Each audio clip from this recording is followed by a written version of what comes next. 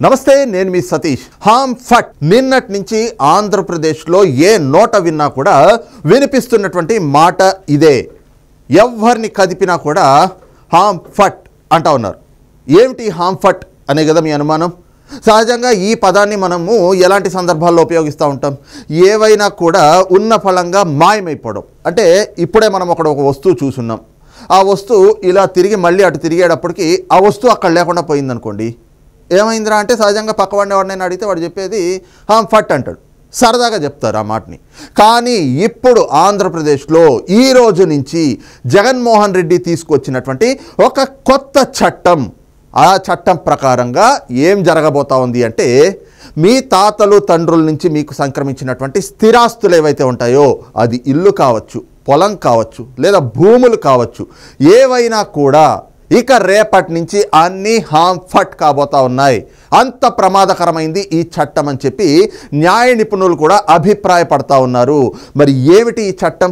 ఈ చట్టం వల్ల పొంచి ఉన్నటువంటి ప్రమాదం ఏమిటి? ఏంటి అంత ప్రమాదకరమైనటువంటి అంశాలు ఈ చట్టంలో ఉన్నవి అని చూస్తే, ఈ రోజున ఆంధ్రప్రదేశ్లో Jaganmohan Reddy AP land titling act అంటూ ఒక చట్టాన్ని అయితే తీసుకొచ్చారు.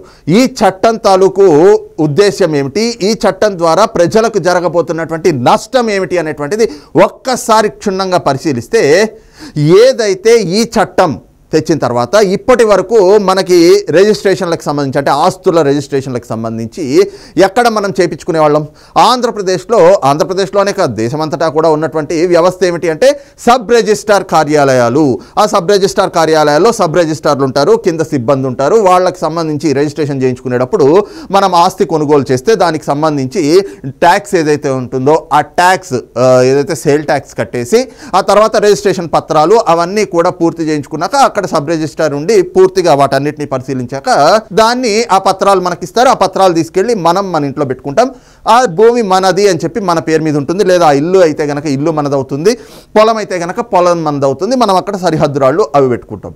కానీ ఈ ల్యాండ్ టైటిలింగ్ యాక్ట్ తోటి ఏమిటి అంటే, పూర్తి సబ్ రిజిస్ట్రార్ అనేటువంటి వ్యవస్థ మొత్తాన్ని జగన్మోహన్ రెడ్డి నాశనం చేశాడు. పూర్తిగా ఆ వ్యవస్థను నిర్మూలించేసి ఇప్పుడు రాష్ట్రంలోని 16 సబ్ రిజిస్ట్రార్ కార్యాలయాల్లో కొత్తగా నోడల్ అధికారులు అని చెప్పేసి కొత్త అధికారులని, అది కూడా ఎవరు? జగన్మోహన్ రెడ్డి నియమించేటువంటి అధికారులని, అంటే వైసీపీకి అనుకూలంగా ఉండేటువంటి అధికారులను తీసుకొచ్చి అక్కడ నియమింపజేస్తా ఉన్నాడు. వాళ్ళందరినీ అక్కడ నియమించాడు.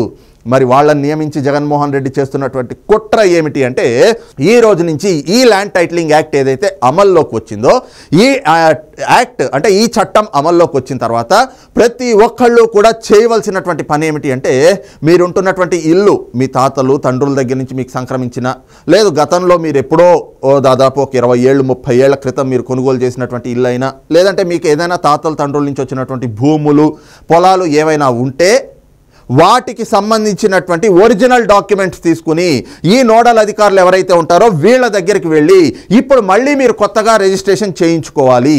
అదేమిటి, ఆల్రెడీ రిజిస్ట్రేషన్ అయి ఉంటాయి కదా, వాటిని మళ్ళీ చేయించుకోవడం ఎందుకు అంటే, సహజంగా చూడండి, మీ తాతలు తండ్రుల దగ్గర నుంచి వచ్చినప్పుడు అవి మీ పేరు మీద ఉండవు. సహజంగా ఏంటి అంటే అవి వాళ్ళ పేరు మీద ఉంటాయి. వాళ్ళకి సంబంధించి బంధువులు లేదంటే వాళ్ళ వారసులుగా మీరుంటారు కాబట్టి అవన్నీ కూడా మీవి అనుకుంటూ వస్తూ ఉంటారు. కానీ ఇప్పుడు ఈ చట్టం తెచ్చిన తర్వాత ఖచ్చితంగా వాటన్నిటినీ కూడా నోడల్ అధికారి దగ్గరకు తీసుకువెళ్ళి మీరు వాటిని మళ్ళీ రిజిస్ట్రేషన్ చేయించుకోవాలి. చేయించుకోకుండా అలాగే ఉంచితే ఏమైందంటే, ఒక ఇల్లు అనుకుందాం, సహజంగా ఏమవుతుంది, ఆ ఇంట్లో మీరు ఉండట్లేదు, మీరు ఇంకెక్కడో వలస వెళ్ళి, ఒకవేళ ఊర్లో ఇల్లు ఉంది, మీరు ఇంకెక్కడో హైదరాబాద్కో బెంగళూరుకో ఎక్కడికో వెళ్ళి అక్కడ ఉద్యోగం చేసుకుంటున్నారు, ఉద్యోగం ఇచ్చి అక్కడికి వెళ్ళారు. అక్కడ ఆ ఇల్లు నిరుపయోగంగా లేదంటే ఇంటికి తాళం వేసి అక్కడ ఉంది. ఎందుకంటే మీరు ఎప్పుడైనా ఊరు వెళ్ళినప్పుడు మన ఇంట్లో మనం ఉండొచ్చులే అని చెప్పి ఆ ఇంటికి తాళం వేసి అలా ఉంచారనుకోండి, నెల 2 నెలలు 3 నెలలు అక్కడికి మీరు వెళ్ళలేకపోయారు, ఎవరికన్నా పడుతుంది, వాడు వెళ్ళి ఆ ఇంటిని కబ్జా పెడతాడు. కబ్జా పెట్టినప్పుడు మీరు మళ్ళీ తిరిగి అక్కడికి వెళ్ళేటప్పటికి ఎవడో ఆ ఇంట్లో ఉంటున్నాడు, మీరు ఏం చేస్తారు? సహజంగా పోలీస్ స్టేషన్కి వెళ్ళి ఫిర్యాదు చేస్తారు. కానీ ఇప్పుడు ఈ ల్యాండ్ టైటిలింగ్ యాక్ట్ ద్వారా మీరు పోలీస్ స్టేషన్కి వెళ్ళి ఫిర్యాదు చేసినా ఉపయోగం ఉండదు. నెక్స్ట్ ఏం చేస్తారు? అది కబ్జా అయింది కాబట్టి కోర్టులకు వెళ్తారు. కానీ ఇప్పుడు ఈ ఏపీ ల్యాండ్ టైటిలింగ్ యాక్ట్ వల్ల మీరు కింది కోర్టులకు వెళ్ళేటువంటి వెసులుబాటు కోల్పోతారు. ఆ హక్కు మీరు కోల్పోతారు. వెసులుబాటు కాదు, వెళ్ళేటువంటి హక్కే మీకు ఉండదు. ఎందుకు అంటే, ఎవడైతే కబ్జా చేసిన వాడు ఉంటాడో వాడు వైసీపీ నాయకుడు కన్నుబడింది, వాడు కబ్జా చేశాడు, వాడు ఏం చేస్తాడు? వాడికి అన్నీ తెలుసు కదా, ఇవన్నీ కూడా వైసీపీ ప్రభుత్వంలోనే జరుగుతున్నాయి కదా, ఈ యాక్ట్ తెచ్చిందే అందుకు కదా. వాడికి తెలుసు, ఆ కన్నేసిన వాడు ఏం చేస్తాడు అంటే ఆ ఇల్లు కబ్జా పెట్టి వెళ్ళి ఆ నోడల్ అధికారి దగ్గర ఈ ఇల్లు నాదండి అని చెప్పేసి అని వాడు అక్కడ రిజిస్ట్రేషన్ చేసుకుంటాడు. రిజిస్ట్రేషన్ చేసుకుంటే అక్కడ ఉన్న అధికారి కూడా వైసీపీ నాయకులు తెచ్చిన వాళ్ళే కదా, అంటే అక్కడ లోకల్గా ఉండే ఎమ్మెల్యేనో లేదా జగన్మోహన్ రెడ్డి నియమించిన వాళ్ళే కదా అధికారులు. వాళ్ళు ఏం చేస్తారు, వీడు వైసీపీ వాడు కదా, వీడు వెళ్ళి ఇల్లు నాది లేదా ఈ భూమి నాది ఈ పొలం నాది అంటే ఫర్ సపోజ్ విదేశాల్లో ఉన్న వాళ్ళు ఇక్కడ భూములు కొనుక్కున్నారు, వాళ్ళు ఇక్కడ ఉండట్లేదు కదా, 4 రోజులు చూస్తాడు, నెల చూస్తాడు, 6 నెలలు చూస్తాడు వైసీపీ నాయకుడు. వాడికి తెలుసు కదా, ఈ భూమి పలానా వాడు కొన్నాడు, వాడు ఇప్పుడు విదేశాల్లో ఉంటున్నాడు, వాడు ఇక్కడికి వచ్చేది లేదు సచ్చేది లేదు కదా అని చెప్పి వీడెళ్ళి ఏం చేస్తాడు, దొంగ పత్రాలు సృష్టించో ఏదో ఒకటి చేసి ఈ భూములు నావి అని చెప్పేసి ఆ నోడల్ అధికారి దగ్గరికి వెళ్తాడు. ఆ నోడల్ అధికారి ఏం చేస్తాడు, ఇడు మనోడే కదా అని చెప్పి సంతకం చేసి ఇచ్చేస్తాడు. మీరు ఎప్పుడో 6 నెలలకో ఏడాది తర్వాత ఇక్కడికి వచ్చిన తర్వాత అదేమిటి నా భూమి ఇక్కడ ఉండాలి, ఇక్కడ ఏదో బిల్డింగ్ లేచేసింది, ఏమిటిది ఎవరు కబ్జా చేశారు అని చెప్పేసి పోలీస్ స్టేషన్కి వెళ్ళి పోలీస్ స్టేషన్లో ఫిర్యాదు చేస్తే మీరు వెళ్ళి సబ్ రిజిస్ట్రార్ ఆఫీస్లో చూసుకోండి అంటారు. అక్కడికి వెళ్ళి నోడల్ అధికారి ఉంటాడు, వెళ్ళి చూస్తే అవును ఈ యాక్ట్ తెచ్చాం కదా, ఈ యాక్ట్ తెచ్చాక మీరు రిజిస్ట్రేషన్ చేసుకోవాలి కదా, రిజిస్ట్రేషన్ చేసుకోలేదు కాబట్టి వాడు వచ్చాడు రిజిస్ట్రేషన్కి, వాడికి చేశాము అని చెప్తారు. మీరేమీ చేయలేనటువంటి పరిస్థితి. పోనీ మీరు కింద కోర్టుకు వెళ్ళి కింద కోర్టులో ఎక్కడైనా పోరాటం చేద్దామా అంటే కింద కోర్టుకు వెళ్ళేటువంటి హక్కు కూడా లేదు. ఇప్పుడు ఈ చట్టం తీసుకొచ్చిన తర్వాత మీకేమవుతుంది అంటే ఆ నోడల్ అధికారి ఎవడైతే ఉన్నాడో వాడు మేము విచారణ చేస్తాం, విచారణ చేసిన తర్వాత పూర్తిగా ఎవరిది అనేటువంటిది మేము నిగ్గు తేల్చి మేము చెప్తాం అంటారు. అదొక 5 ఏళ్ళో 6 ఏళ్ళో 10 ఏళ్ళో సాగదీత సాగుతూనే ఉంటుంది. అప్పటి వరకు మీ భూమో మీ పొలమో లేదు మీ ఇల్లు అయ్యి ఉంటే కనుక దాన్ని ఎవడైనా కబ్జా పెడితే దాని మీద మీరు కోర్టులకు కూడా వెళ్ళలేరు.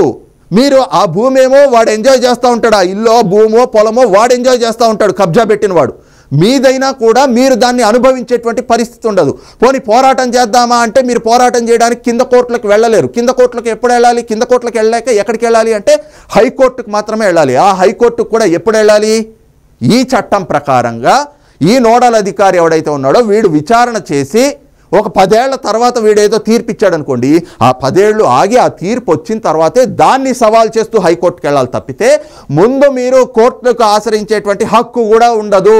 అదే ఈ చట్టం చెబుతా ఉంది. అంటే ఏమిటి అంటే ఒకవేళ మీకు ఇల్లు ఉంది, ఓ 2 అంతస్తుల ఇల్లు ఉంది, మీ తాతల తండ్రుల నుంచి వచ్చింది, మీ పేరు మీద అది రిజిస్ట్రేషన్ కాలేదు, మీ తండ్రి పేరు మీదే ఉంది, ఆయన ఉన్నారు ఇంకా లేదు ఎక్కడో వేరే ఊర్లో ఉంటున్నారు, ఆయన మీకు ఇల్లు ఇచ్చారు, మీకు 2 అంతస్తులు ఉంది, ఒక పోర్షన్లో మీరుంటారు, పై 2 పోర్షన్లు రెంట్కి ఇచ్చారనుకోండి, ఆ రెంట్కుంటున్న వాళ్ళల్లో ఎవడో ఒకటికి మీతో పేచీ పడి వాడెళ్ళి ఈ ఇల్లు నాది అని చెప్పి వాడు ఏదో దొంగ సర్టిఫికెట్లు కనుక సృష్టించి దాంతో కనుక ఆ రిజిస్ట్రేషన్ ఆఫీస్కి వెళ్ళి ఆ నోడల్ అధికారి దగ్గర రిజిస్ట్రేషన్ చేసేసుకున్నాడు అనుకోండి, ఆ నోడల్ అధికారి కూడా రిజిస్ట్రేషన్ చేసేస్తాడు. తర్వాత వాడు ఆ ఇల్లు కబ్జా పెట్టాడు అనుకోండి, మీకు అద్దె ఇవ్వకుండా ఏమీ చేయకుండా మీతో గొడవలు పడతా ఉంటే ఇల్లు ఖాళీ చేయంటే ఇది నా ఇల్లు నేను ఎందుకు ఖాళీ చేస్తా అన్నాడు అనుకోండి, మీరు ఎక్కడికి వెళ్తారు, ఇది మా తాతల తండ్రుల దగ్గర నుంచి వచ్చింది అని చెప్పి మీరు డాక్యుమెంట్లు పట్టుకుని పోలీస్ స్టేషన్కి వెళ్ళినా పోలీస్ స్టేషన్లో ఏం చెప్తారు, సబ్ రిజిస్ట్రార్ ఆఫీస్కి వెళ్ళి తేల్చుకోండి అంటారు. సబ్ రిజిస్ట్రార్ ఆఫీస్కి వెళ్తే నువ్వు వచ్చి ఇప్పటి వరకు రిజిస్ట్రేషన్ చేసుకోలేదు కదా, వాడు నీకంటే ముందు వచ్చాడు కాబట్టి వాడి పేరు మీద రిజిస్ట్రేషన్ చేసాం, ఏదైనా ఉంటే మేము విచారణ చేసి చెప్తామంటారు. ఆ విచారణ ఎప్పటికవుతుంది, వారంలోనో 10 రోజుల్లోనో నెల రోజుల్లోనో తేలుతుందా, లేదు, ఏళ్ళు సాగదీస్తూ ఉంటారు. ఇప్పటికే మనం న్యాయస్థానాల్లో కూడా చూస్తూ ఉన్నాం కదా, కేసులు ఎన్ని లక్షల కేసులు అలా పెండింగ్లో ఉంటాయి. ఆ విధంగా ప్రతి ఒక్క భూమి మీద కూడా వాళ్ళ తాలూకు కబ్జా అంటే వాళ్ళ హస్తగతం చేసుకోవడానికి ప్రజల తాలూకు భూములు కొట్టేయడానికి జగన్మోహన్ రెడ్డి తీసుకొచ్చినటువంటి ఒక ప్రమాదకరమైనటువంటి చట్టం ఇది. ఈ చట్టం ద్వారా మీరు గనక మీ స్థిరాస్తులకు సంబంధించి రిజిస్ట్రేషన్లు చేసుకోకపోతే అవన్నీ కూడా కబ్జా అయిపోతాయి.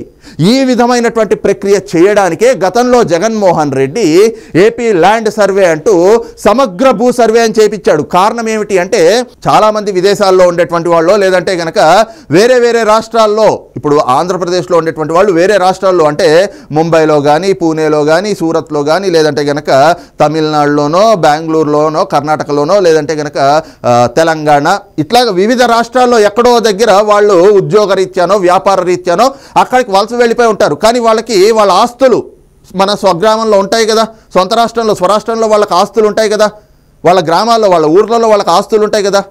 అలాంటి ఆస్తులన్నింటినీ కూడా ఎవరెవరు ఎక్కడున్నారు, విదేశాల్లో ఉన్న వాళ్ళు ఎవరు, వేరే రాష్ట్రాల్లో ఉంటున్న వాళ్ళు ఎవరు, వాళ్ళు ఎప్పుడెప్పుడు వస్తూ ఉంటారు, ఇవన్నీ కూడా పూర్తిగా వివరాలన్నీ సేకరించడానికి జగన్మోహన్ రెడ్డి గతంలోనే సమగ్ర భూ సర్వే అంటూ ఒకటి చేపించి ఎవరి భూములు ఎక్కడ ఎలా ఉన్నాయి, వాళ్ళ తాలూకు ఓనర్లు ఎవరు, వాళ్ళ యజమానులు ఎవరు, ఆ యజమానులు ఎక్కడుంటారు, ఎప్పుడు వస్తారు, ఏ భూములు కొట్టేయచ్చు, దేనికి మనకి వెసులుబాటు ఉంటుంది అని చెప్పి ఇవన్నీ కూడా పూర్తి వివరాలు తెలుసుకోవడానికి అని చెప్పి గతంలో ఏదైతే సమగ్ర భూ సర్వే అని చేపించాడు అది చేపించి ఇప్పుడు ఎన్నికలకి ఇంకొక 10 రోజులు ఉంది. ఇప్పుడు ఏమిటి అంటే ఈ ల్యాండ్ టైటిలింగ్ యాక్ట్ అని తెచ్చాడు. ఇప్పుడు మీరు ఒకవేళ రిజిస్ట్రేషన్ చేసుకున్నా కూడా మీ దగ్గర ఒరిజినల్ డాక్యుమెంట్లు ఉండవు, మీ తాతల తండ్రుల దగ్గర నుంచి వచ్చినటువంటి ఆస్తులే అయినా కూడా మీరు ఆ దస్తావేజుల్ని తీసుకుని మీరు సబ్ రిజిస్ట్రార్ ఆఫీస్లో ఉన్నటువంటి ఆ నోడల్ అధికారి దగ్గరికి వెళ్ళి మీరు రిజిస్ట్రేషన్ చేసుకుంటే వాళ్ళు ఏమైనా మీకు ఒరిజినల్ డాక్యుమెంట్స్ ఇస్తారనుకున్నారా? ఒరిజినల్ డాక్యుమెంట్స్ ఏమి ఇవ్వరు. జగన్మోహన్ రెడ్డి ఫోటో ఉన్నటువంటి సర్టిఫైడ్ కాపీ అని చెప్పేసి ఒక జెరాక్స్ కాపీని మీకు ఇస్తారు. ఒరిజినల్స్ అన్నీ ఎక్కడ ఉంటాయి అంటే ఆ నోడల్ అధికారి దగ్గర, అంటే జగన్మోహన్ రెడ్డి ప్రభుత్వం దగ్గరే ఉంటాయి. అవి మళ్ళీ మీ చేతికి రావు. మీరు ఒకవేళ ఏదైనా మీకు ఇంట్లో అవసరం ఉంది, మీ పిల్లల్ని ఉన్నత చదువులు చదివించుకోవాలి, లేదా మీ ఇంట్లో ఆడపిల్ల పెళ్లి చేయాలి, లేదంటే మీకు ఇంట్లో పెద్దవాళ్ళ ఆరోగ్య పరిస్థితులు బాలేవు, మీకు డబ్బులు కావాలి, సహజంగా మనం ఏం చేస్తాం, మార్టిగేజ్ చేస్తాం. బ్యాంకు దగ్గరికి వెళ్ళి మన దస్తావేజులు తాకట్టు పెట్టి మనం అప్పు తెచ్చుకుంటాం. ఆ విధంగా అప్పు తెచ్చుకునేటువంటి వెసులుబాటు కూడా ఉండదు. కారణం ఏమిటి అంటే ఇప్పుడు మీరు రిజిస్ట్రేషన్ చేసుకున్నాక ఒరిజినల్ డాక్యుమెంట్స్ అన్నీ కూడా వాళ్ళ దగ్గర ఉంటాయి. మీకు కేవలం జెరాక్స్ కాపీలు ఇచ్చి సర్టిఫైడ్ కాపీ అని చెప్పి జగన్మోహన్ రెడ్డి ఫోటో ఉన్నటువంటి ఒక కాపీ ఇస్తారు. అప్పుడు మీరు ఏదైనా అప్పు తెచ్చుకోవాలనుకున్నా కూడా ఆ నోడల్ అధికారి దగ్గరికి వెళ్ళి చేతులు కట్టుకుని, సార్ మా ఇంట్లో పరిస్థితి బాగాలేదు, నేను నాకున్నటువంటి ఇంటినో పొలాన్నో భూమినో నేను తాకట్టు పెట్టాలనుకుంటున్నాను, మీరు అనుమతిస్తే నేను దాన్ని తాకట్టు పెట్టుకుంటాను అని చెప్పి ఆ జగన్మోహన్ రెడ్డి ఎవరైతే ఆ నోడల్ అధికారిని తీసుకొచ్చి పెట్టాడో వాడి దగ్గరికి వెళ్ళి మీరు ఈ విధంగా చేతులు కట్టుకుని వాడి పర్మిషన్ కోసం, ఆ అధికారి ఇచ్చేటువంటి పర్మిషన్ కోసం మీరు ఎదురు చూపులు చూడాలి. ఆయన మూడు బాగుంటే మీకు ఆ పర్మిషన్ ఇస్తాడు, ఆయన మూడు బాగాలేదనుకోండి ఇప్పుడు తర్వాత రండి అంటాడు. అరే మన భూముల మీద మనం హక్కు కోల్పోతున్నాం. ఇది ఆంధ్రప్రదేశ్లో జగన్మోహన్ రెడ్డి తీసుకొచ్చినటువంటి ఏపీ ల్యాండ్ టైటిలింగ్ యాక్ట్ అనేటువంటిది. ఇదంతా కూడా దేనికి అంటే జగన్మోహన్ రెడ్డి తాను అధికారంలోంచి దిగిపోతున్నటువంటి వేళ చేస్తున్నటువంటి ఒక పెద్ద కుట్ర ఇది ఇప్పటి వరకు దీనిపైన అనేకమైనటువంటి అభ్యంతరాలు వచ్చినాయి. ముఖ్యంగా చూస్తే ఇలాంటి ఒక యాక్ట్ తేవడం ద్వారా ప్రజల తాలూకు హక్కులని హరించేయడం, వాళ్ళకి వాళ్ళ భూముల మీద ఉన్నటువంటి హక్కుల్ని కూడా ఈ రోజున జగన్మోహన్ రెడ్డి హరించేస్తున్నాడు. కారణం ఏమిటి అంటే అన్ని భూములు కూడా కొట్టేయాలి. కొట్టేయడం అంటే ఏంటి అంటే ఈ ఒరిజినల్ డాక్యుమెంట్స్ అన్నీ కూడా వాళ్ళ దగ్గర పెట్టుకున్నాక రేపు మళ్ళీ ఒకవేళ జగన్మోహన్ రెడ్డి అధికారంలోకి వస్తే ఇప్పటి వరకు మనం చూసాం కదా, ప్రభుత్వ భూములు, దేవాలయాల భూములు, మఠం భూములు, లేదంటే గనక ప్రభుత్వ కార్యాలయాలు, ఆఖరికి సచివాలయం సెక్రటేరియట్ని కూడా 370 కోట్ల రూపాయలకి హెచ్డిఎఫ్సి బ్యాంక్ దగ్గర తాకట్టు పెట్టాడు కదా. ఇప్పుడు అన్నీ అయిపోయినాయి. ప్రభుత్వ భూములు, ప్రభుత్వ కార్యాలయాలు తాకట్టు పెట్టాల్సినవన్నీ అయిపోయినాయి. రేపు మళ్ళీ అధికారంలోకి వస్తే మీ భూములు అంటే మీ ఆస్తులని కూడా తాకట్టు పెట్టి వాటితోటి జగన్మోహన్ రెడ్డి ఇదిగో బటన్ నొక్కుతున్నా అని చూపిస్తాడు. జగన్మోహన్ రెడ్డి తన పాలనో లేదంటే తాను సంక్షేమం చేస్తున్నా అని చెప్పి చూపించుకోవడానికి ప్రజల ఆస్తుల్ని కొట్టేస్తాడు. ఆ కొట్టేయడానికి చేసినటువంటి కుట్రే ఈ ఏపీ ల్యాండ్ టైటిలింగ్ యాక్ట్ అనేటువంటిది. ఇది ఎంతో ప్రమాదకరమైనటువంటి యాక్ట్. అసలు ఇది ఇలాంటి చట్టాలు అనేటువంటిది ఎప్పుడు అసలు కిమ్ ఏదైతే నార్త్ కొరియా ఉందో ఆ నార్త్ కొరియా అధ్యక్షుడైనటువంటి కిమ్ గురించి మనం వినే ఉంటాం కదా, ఒక నియంతలాగా పరిపాలన చేస్తూ ఉంటాడు. అలాంటి నియంత కూడా ఇలాంటి ఒక చట్టాన్ని అయితే తేలేదు. అంతకంటే ప్రమాదకరమైనటువంటి వ్యక్తి జగన్మోహన్ రెడ్డి. అందుకే ఇలాంటి ప్రమాదకరమైనటువంటి చట్టాలని తెస్తా ఉన్నాడు. ఇలాంటి చట్టాలపైన గతంలో కూడా హైకోర్టులో అనేక కేసులు ఫైల్ అయినాయి, దీనిపైన ఎన్నో పిటిషన్లు కూడా ఫైల్ అయినాయి. అయితే ఆనాడు న్యాయస్థానం కూడా చెప్పింది ఇంకా ఈ చట్టం అమల్లోకి రాలేదు కదా, అమల్లోకి వచ్చాక చూద్దాంలే అని. కానీ ఈ రోజున న్యాయ నిపుణులు కూడా అభిప్రాయపడతా ఉన్నారు ఏపీ ల్యాండ్ టైటిలింగ్ యాక్ట్ అనేటువంటి చట్టం ఏదైతే తెచ్చాడో ఈ చట్టం అనేటువంటిది చాలా ప్రమాదకరమైనటువంటి చట్టం. ఎందుకు అంటే దీనివల్ల ప్రజలు అంటే సామాన్యులు రూపాయి కూడబెట్టుకుని ఓ ఇల్లు కట్టుకుందాం అని 100 గజాలు భూమి కొనుక్కుంటాం, లేదంటే కనుక ఒక పొలం కొనుక్కుంటాం. అరే భూమి మనకు ఉండాలి కదా, భూమి మీద ఇన్వెస్ట్ చేస్తే మంచిది, మన పేరు మీద పొలం ఉంది కదా అని చెప్పి చెప్పుకోవచ్చు అని చెప్పి పొలం మీదో భూమి మీదో ఇంటినో ఏదో ఒకటి కొనుక్కుందాం అని రూపాయి కష్టపడి నెత్తుర్ని చెమటగా మార్చి సంపాదించి ఆ కూడబెట్టుకున్నటువంటి సొమ్ముతోటి ఒక ఇల్లు 100 గజాల్లో ఇల్లు లేదంటే కనుక 1 ఎకరా పొలమో కొనుక్కుంటే అవన్నిటిపైన కూడా ఈ రోజున జగన్మోహన్ రెడ్డి హక్కుదారుడవుతాడు. వాటన్నిటినీ కూడా తాకట్టు పెట్టి అంటే మీ ఆస్తులు మీకే తెలియకుండా తాకట్టు పెడతాడు. వాటిని తాకట్టు పెట్టి అప్పులు తెస్తాడు. ఆ అప్పుల భారం ఎవరి మీద పడుతుంది? మళ్ళీ ఆ భూములు మీవి కాబట్టి మీరు కట్టుకోవాలి వాటికి అప్పులు. ఈ రకంగా మీకే తెలియకుండా మీ ఆస్తులపైన, మీ భూములపైన, మీ పొలాలపైన, మీ ఇళ్లపైన అప్పులు తెచ్చుకోవడానికి జగన్మోహన్ రెడ్డి తెచ్చినటువంటి ఒక నియంతమైనటువంటి, అంటే నియంత లాంటి పోకడలతోటి జగన్మోహన్ రెడ్డి తెచ్చినటువంటి ఒక అత్యంత ప్రమాదకరమైనటువంటి చట్టం ఇది. అందుకే ఇలాంటి చట్టాలు అసలు న్యాయ వ్యవస్థ కూడా ఎక్కడ ఒప్పుకోదు. న్యాయ వ్యవస్థకి కూడా అసలు అంతు చిక్కనటువంటి చట్టం లాంటి ఓ చట్టాన్ని తీసుకొచ్చాడు. అయితే ఈ చట్టం నుంచి ఎలా బయటపడాలి, మరి మీ ఆస్తులు మీరు కాపాడుకోవడం ఎలా అంటే ఈ రోజున ప్రతిపక్షాలు, కూటమి అదే చెప్తా ఉంది, తెలుగుదేశం పార్టీ అదే చెప్తా ఉంది, చంద్రబాబు నాయుడు గారు అదే చెప్తా ఉన్నారు. ఇలాంటి చట్టాలు అసలు సమాజానికే మంచిది కాదు. ఇలాంటి చట్టాలు తేవడం వల్ల ప్రజలు తమ హక్కుల్ని కోల్పోతారు. కాబట్టి కూటమి అధికారంలోకి వస్తూనే మొట్టమొదటి సంతకాన్ని ఈ ల్యాండ్ టైటిలింగ్ యాక్ట్ అనేటువంటి చట్టాన్ని ఏదైతే జగన్మోహన్ రెడ్డి తెచ్చాడో ఈ చట్టాన్ని రద్దు చేయడం మీద మేము పెడతామని చెప్పేసి చంద్రబాబు నాయుడు గారు చెప్తా ఉన్నారు, తెలుగుదేశం పార్టీ చెప్తా ఉంది, కూటమి చెప్తా ఉంది. కాబట్టి ప్రజలు కూడా ఆలోచన చేయాలి. నిజంగా మీ ఆస్తుల మీద మీరే హక్కు కోల్పోయేటువంటి చట్టాలు తీసుకొస్తున్నటువంటి ఇలాంటి వ్యక్తుల్ని ఎన్నుకుంటే, నిజంగా చెప్తున్నాను కదా, ఇప్పటికే ఆంధ్రప్రదేశ్లో ఎలాంటి పరిస్థితులు ఉన్నాయో చూసాము. ఇంకా మీరు అలాంటి పరిస్థితులనే ఎదుర్కోవాలి, మీ ఆస్తులు ఏమైపోయినా పర్వాలేదు అని అనుకుంటే మాత్రం ఎవరు ఏం చేయలేరు. కానీ ఇప్పటికైనా జరుగుతున్నటువంటి దాడులు, దాష్టికాలు ఇవన్నీ చూసాం 5 ఏళ్ల నుంచి. కానీ ఇప్పుడు ప్రజల ఆస్తుల మీద కన్నేశాడు. ప్రజల ఆస్తులు కొట్టేయాలని జగన్మోహన్ రెడ్డి కుట్రలు చేస్తూ ఉన్నాడు. కాబట్టి ప్రజలు కూడా ఆలోచించుకుని, ఇంకా 10 రోజులు ఉంది, ఈ 10 రోజుల్లో ఎన్నికలు రాబోతున్నాయి. ఎన్నికల్లో మాత్రం వజ్రాయుధం, మీకు ఓట్ అనేటువంటి వజ్రాయుధం ఏదైతే ఉందో దాంతో సరైనటువంటి గుణపాఠం నేర్పాల్సినటువంటి పరిస్థితులు కూడా ఈరోజు ఆంధ్రప్రదేశ్లో కనిపిస్తున్నాయి. కాబట్టి ప్రజలు విజ్ఞప్తితోటి ఆలోచించి నిర్ణయం తీసుకోవాల్సిన ఆవశ్యకత అయితే ప్రస్తుతం ఆంధ్రప్రదేశ్లో కనిపిస్తూ ఉంది. మరి ఈ అంశం పైన మీ అభిప్రాయం ఏమిటనేటువంటిది కూడా కింద కామెంట్ సెక్షన్లో మెన్షన్ చేయండి. Thank you.